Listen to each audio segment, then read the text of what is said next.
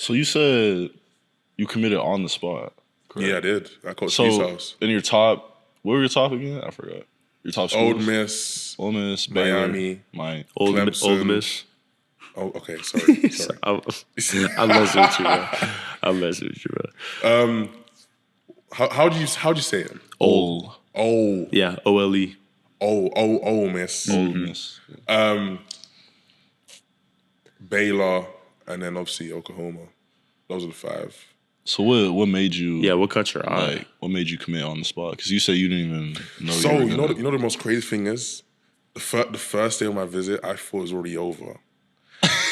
Wait, what? Let me explain. So, first of all, we get out of the hotel. The guy at the desk gives us the wrong key cards to our rooms. So I originally, the original room I had was not decorated. Yeah, like, oh no! So we arrive at a noun and we're there and we say our names. And obviously we get here late because obviously it's like an international flight. By the time we get here, it's crazy late. So we walk up to the desk and he goes, "Oh, what's your names?" So we say our names and he gives us these 2 key cards, right? Mind you, in the back, I see 2 like fancy key cards will say 24K. So I'm like, those are ours. But I was like, let me be respectful. Maybe I'm wrong. So I go over the cards he gives us. So we go up to the rooms and we're like, I open it. Obviously, I'm recording and doing my vlog for my official visit. So no one knows. This is the first time we have to tell the story. Hey, better see what it is like. So I'm there recording and I'm there like, hey guys, about to show you my room for my official visit. And obviously it's always a live reaction. I never fake my reaction. So I go in and I'm opening it whilst the camera. This is my first time walking in the room with my suitcase and my mum behind me. So I go in, I walk in the room and like, hey guys. So it looks like there's no Here's my room. It looks so great. And I'm trying to be respectful as possible. So I'm there like, what is going on? So I call Coach Beanable. And I'm like, Coach, is this my hotel room? I was like, no, that's not right. So then I call Miss Lee, who was here at the time. Yeah. And then she's like, no, Daniel, that's not your room. So we go back downstairs.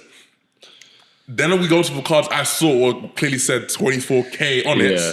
Then we get those rooms and I have to re-record the room reveal, walk in and try and act surprised or act like I haven't just been disappointed by what the room looked like before. And then go in and be like, here's my room, guys. And now this time I'm sounding happy, excited. I'm seeing the cake, I'm seeing the cookies, I'm seeing all the snacks I wanted. But then we fall into another issue. They got my number wrong.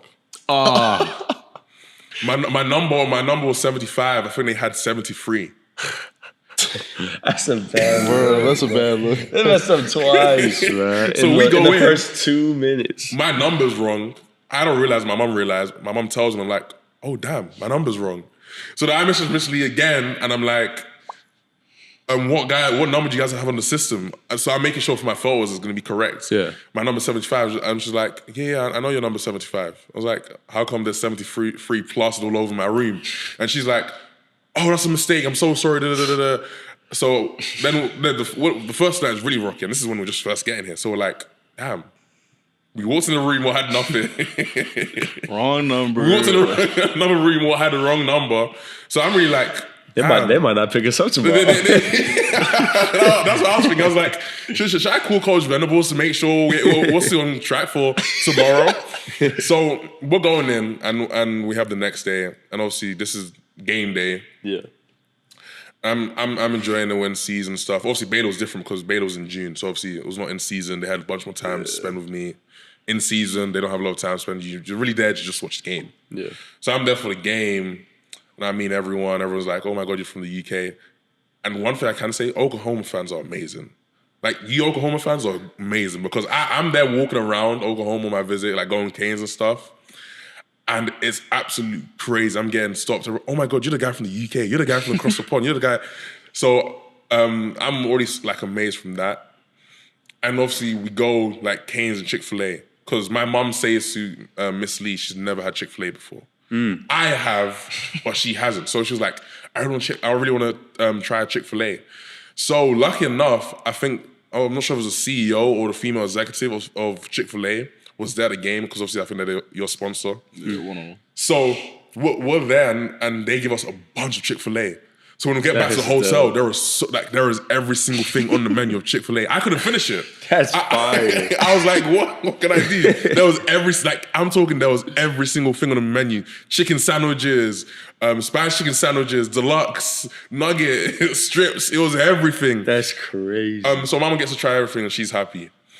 And then we watched the game, and obviously this is a game you guys go 73-zip. Oh, that was the first game of the season. That was the first game, and obviously this is my first ever college game. So I'm like, rah. I'm hearing the fans saying Boomer Sooner. I'm seeing them coming out on what do you call it? The cart. The Sooner Schooner. Yeah, the Sooner Schooner. I'm hearing the guns being shot. And I'm like, rah, this is amazing. And also I'm seeing you guys absolutely destroy Arkansas. Arkansas State, and I'm like, rah. So that's one of the best games to come to if you're a recruit. But also, that's one of the worst games though, because like by like the second half, almost everyone left. Everyone left. So I'm there inside. So obviously it's hot as well. So I go back inside with like Danny. Obviously Danny Okoye was on my visit as well. Like me and Danny Okoye both committed at Coach V's house. Oh shoot. So anyway, we fast forward it. Cool. Yeah, it was amazing actually. So we fast forward everything to the final day. First day was rocky. Rocky may be an understatement, but very bad. We go to the next day of me seeing the game, seeing how much the team has improved, seeing how much the defense has improved, offense has improved, and watch the whole game with Coach Zinable afterwards was an amazing experience. Yeah. That's why I think I really came here, because Coach B right there and then showed me his love for the game, how much he focused on the details, and that's what I knew I needed. Yeah. So we go to the last day. Visit is about to be over. I'm like, I have other visits. Because obviously this is around the time where the new rule of I can take unlimited official visits. So I had full realm. Yeah, I had full realm of taking how many visits I wanted to take, right? So I'm there like, maybe let me just go around and see more schools. And then we start getting into the conversation. This is about when it's about to end. This Coach V, Todd Bates, and Coach Bates, Schaefer. Coach Schaefer's. Yeah. Like I'm there, and Coach Schaefer starts saying a story about how his wife is born and bred from Clemson, and how she lived there, her whole family's there. And then she goes in to say the reason she didn't say no or has hesitation for when Coach Schaefer's got the job was because Coach Venables has changed Coach Schaefer as a man, as a player, so much to the point she knows the reason that's who he is today. Like me and Danny were like we've never heard that. You always hear the story of our coach has come over from other schools because it's amazing, but you never hear a story like that. Yeah. So Danny first committed. Like he had a call with his mum beforehand, so I think he already knew he was going to commit beforehand. Yeah. So he commits. So he stands up after we hear the story. We're both amazed. We've never heard anything as real as that in the recruiting world ever. So he commits on the spot. He hands in his chip. I'm there like, bruh. I'm mind blown. I've never had a story like that, and it didn't feel like a pitch no more. It felt like genuine. It felt like a genuine type of conversation or just talking about a program and like wanting me to be better as a man. So I'm there like, damn. So I pull my mum to the side, and me and my mum go outside of Coach Venables' house, and we're talking, and we're like just talking about all our options, because obviously I literally have Clemson planned for the next week. So I remember I got off the phone with Dabo Sweeney like during the visit, because obviously they were planning my visit for me to come the next weekend. And obviously it was a night game in Death Valley as well. Yeah. So they were getting prepared for me. And I remember sitting there, I'm like, this may be the school, Mum. And she agrees with me as well. Because obviously Coach V is very religion. Religious. Yeah, he's very religious. So I'm very religious, my mom's very religious. So we're like, this may be the school. Like, this may be the right place for me. It's feeling right. Yeah, it just felt right. And obviously when something is so right and so perfect in the moment, you don't waste time, you take it. Like, you don't want to lose it or make a mistake to not go with that time felt right. Yeah. So we go back in, I'm like, Coach, I remember so vividly. I flipped the chip up in the air. I caught it. Cinematic ass moment. So I'm there flipping it. Make sure I'm not dropping it. Coach. I'm all in. So I remember that light skin and commitment, bro. And then mind you, right? They think in general, by the way, how me and my mom was acting across the whole visit, they messed up our visit. Oh, so they think the visit's done over. They've already messed up. They're like, dang, bro, we messed it up. We messed it up.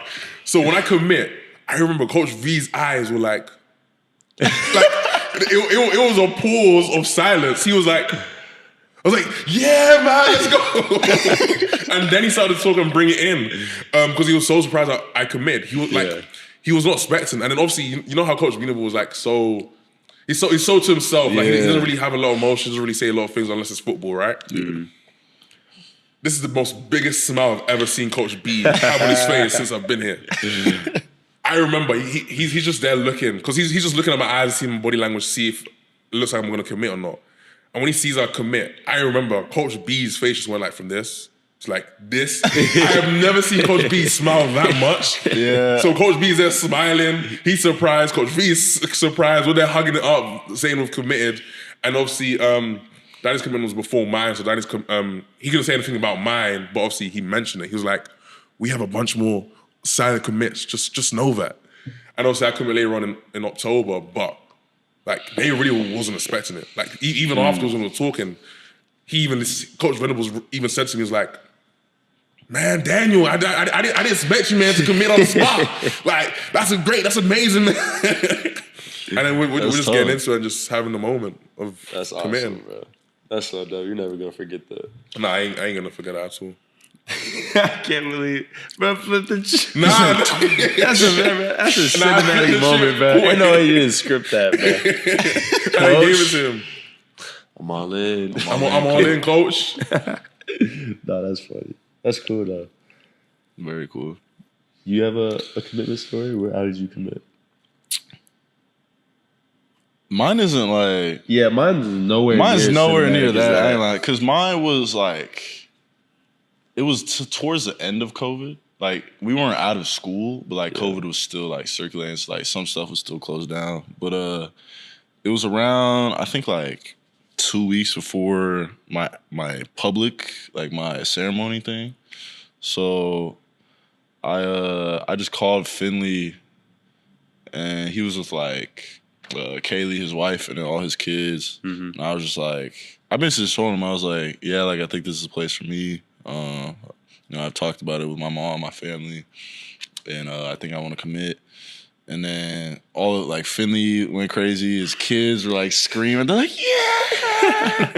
But I mean, yeah, it was a pretty, I would say, generic commitment. Like it wasn't no. I think mine was even worse than that, or at least my first commitment to Oregon, mine was worse than that. I texted. Oh, so you flipped? You texted? You texted? No, text is crazy. Text is absolutely outrageous. No, because listen. I remember exactly where I was too. I was in Houston. I was actually in Third Ward. I was at U of H because we had like this high school like photo shoot for the senior season, and I had tried calling him and he didn't pick up, and he was like, "My bad." He was like, "I'm in a meeting, blah blah blah," and I was like, "Oh, okay, well, like I want to commit," and then he was like, "Oh no way, like I'm gonna call you back in a second," and I was like, "All right, man." You talking about Gundy? Nah, this is when I was committed. This is when I committed to Oregon.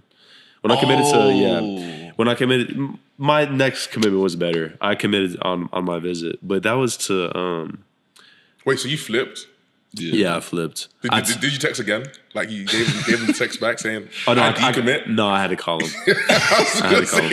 I called. Yeah, sorry, coach. Yeah, I called the Oregon staff back and was like, "I'm gonna have to." You really treated Oregon like a girl. You're like, "Yeah, I'm thinking about committing. I'm really thinking about it. I'm really committed." Actually, I really just want to focus. I want to focus on my craft. I want to focus on myself. I told him basically, if we're gonna say it like that, I basically told this girl, I was like, the girl analogy. I was like, I'm committed with you. I'm locked in. And then over the months, I wasn't really seeing it back. So I was like, I'm gonna explore my options. I'm gonna explore my options, and I want you to explore your options too. And then I had to come back and break it off completely. I was like, you know what? This relationship's not working. And I'm gonna have to break it off. So nice, long, clean break. farewell. But nah, mine was kind of like yours. I came to a game, and it was actually Halloween weekend, and I didn't. What's Halloween weekend? Halloween weekend. Oh, okay. Yeah. Have you ever experienced Halloween? Oh my God, I'm hearing stories about Halloween. Apparently people go never crazy Halloween, for bro. Halloween. Bro? I'm hearing people go crazy. Wait, so for Halloween. do y'all have Halloween in the UK? Yeah. Whoa. Of course, I was about to say. Of course we have Halloween, but like for Halloween for us, like some people, on the college campus is like different. some people go crazy. But it's not like college campus. Yeah, it's not crazy like on the university campus. But I'm hearing you guys go crazy. Yeah, man, you gotta get your costume Anyway, I was experiencing ready. it this year. You said what? I was experiencing it this Oh year. yeah, for sure. Couple months. But no, it was actually when Lincoln Riley was still here, and I was in his, love Snake. I was in his office, and we were talking, and I was just like, I want to commit. And he's like, Oh, I was like, okay, right. but